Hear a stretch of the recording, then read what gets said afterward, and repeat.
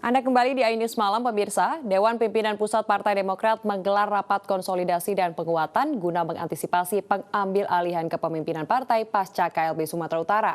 Sejumlah DPD Partai Demokrat menyatakan tetap solid di bawah kepemimpinan Agus Harimurti Yudhoyono. Beretika, tidak menggunakan moral. Dewan Pimpinan Pusat Partai Demokrat sore tadi menggelar rapat konsolidasi dan penguatan mengantisipasi pengambil alihan kepemimpinan partai pasca KLB Sumatera Utara. Ketua Umum Partai Demokrat AHY terus menyemangati kadernya untuk terus menyuarakan ketidakadilan yang sedang menimpa partainya. Sementara itu, sejumlah DPD Partai Demokrat menyatakan dukungan dan loyalitasnya kepada Ketua Umum Agus Harimurti Yudhoyono.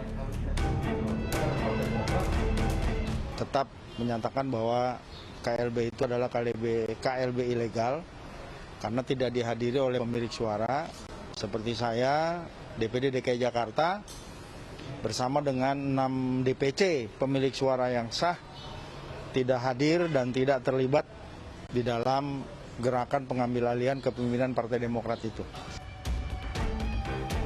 Selain menolak KLB Sumut dan seluruh hasilnya, DPD Partai Demokrat Jawa Timur juga akan bersikap tegas dengan memberi sanksi pada kader atau anggotanya.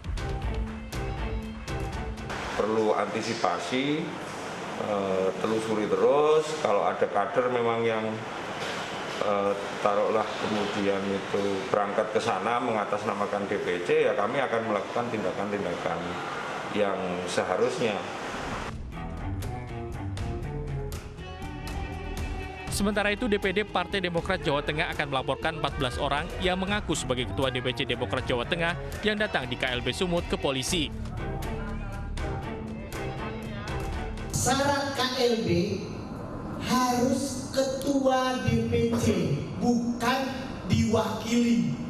Kalaupun misalnya diwakili, pasti ada tanda tangan Ketua DPC, maka kami akan polisikan itu. Rinto menambahkan beberapa ketua DPC Demokrat Jawa Tengah sebelumnya diiming-imingi uang 100 juta rupiah untuk ikut KLB Partai Demokrat di Sumatera Utara. Tim Liputan iNews melaporkan. Sementara itu, pemirsa, Partai Demokrat versi KLB Sumut mengklaim sebagai pihak yang paling sah.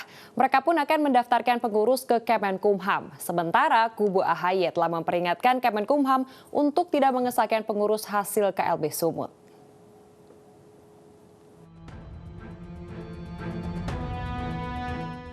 Prahara Partai Demokrat semakin meruncing setelah Kongres luar biasa di Deli Serdang, Sumatera Utara mengangkat Kepala Staf Kepresidenan Muldoko sebagai Ketua Umum Partai Demokrat.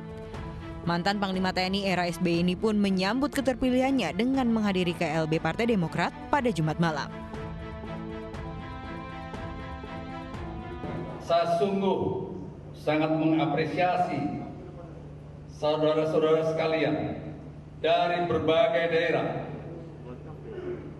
DPD, DPC, dan organisasi saya, para pendiri, para senior yang telah berani memperjuangkan cita-cita, yaitu sebuah partai Demokrat yang demokratis, terbuka, dan modern.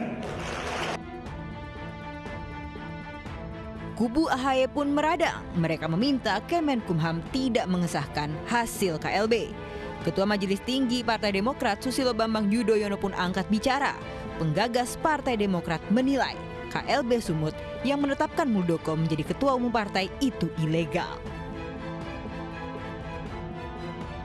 Semua persyaratan untuk diselenggarakannya KLB ini gagal dipenuhi atau tidak dipenuhi sehingga KLB ini benar-benar tidak sah dan ilegal. Saya dengar ada akal-akalan dari pihak KSP Muldoko dan para pelaku kudeta bahwa sebelum mengangkat KSP Muldoko menjadi Ketua Umum Partai Demokrat ilegal, AD dan ART yang sah diubah. Rencananya, pengurus Partai Demokrat versi KLB Sumut akan mendaftarkan diri ke Kementerian Hukum dan HAM dalam waktu dekat. Tim Liputan iNews melaporkan. Pemirsa, Menko Polhukam Mahfud MD menegaskan kepengurusan Partai Demokrat yang sah dan resmi tercatat di pemerintah saat ini di bawah kepemimpinan Agus Harimurti Yudhoyono. Ia mengatakan belum ada laporan resmi terkait pelaksanaan Kongres Luar Biasa Partai Demokrat yang memutuskan Muldoko sebagai Ketua Umum terpilih.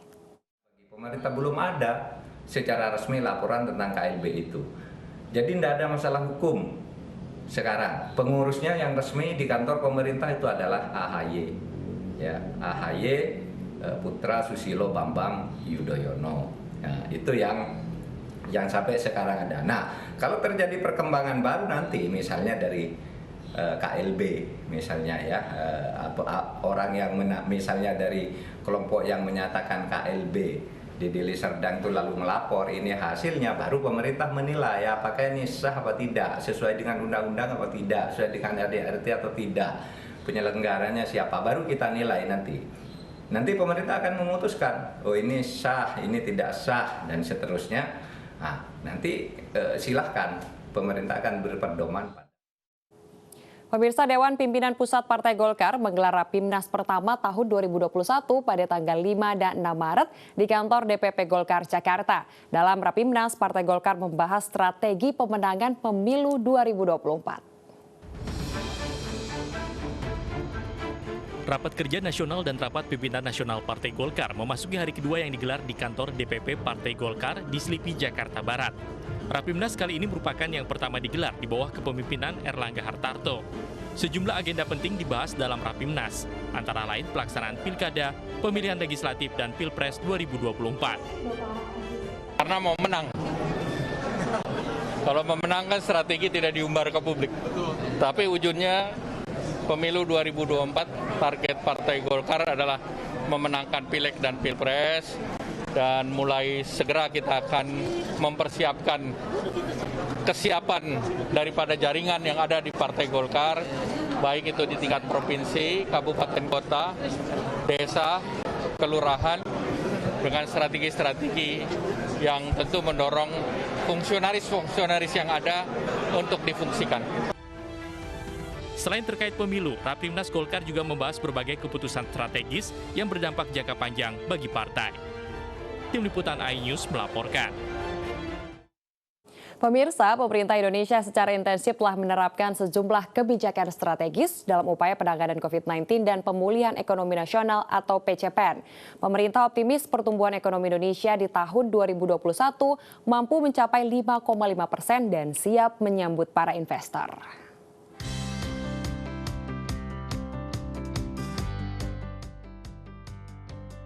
Sejalan dengan komitmen upaya pemulihan ekonomi nasional, MNC Group dan Urbach Grayson and Company LLC menggelar MNC Group Investor Forum 2021 secara virtual. Dalam acara yang bertema Recovery Story After the Big Reset ini, Menteri Koordinator Bidang Perekonomian Erlangga Hartarto optimis ekonomi Indonesia akan tumbuh di kisaran 4,5 hingga 5,5%, sehingga Indonesia siap dan bersedia mendukung para investor untuk berinvestasi. Therefore, we believe that while we are working together, we will be able to take advantage of future recovery momentum. And I would like to thank you that this forum will give information to the investor.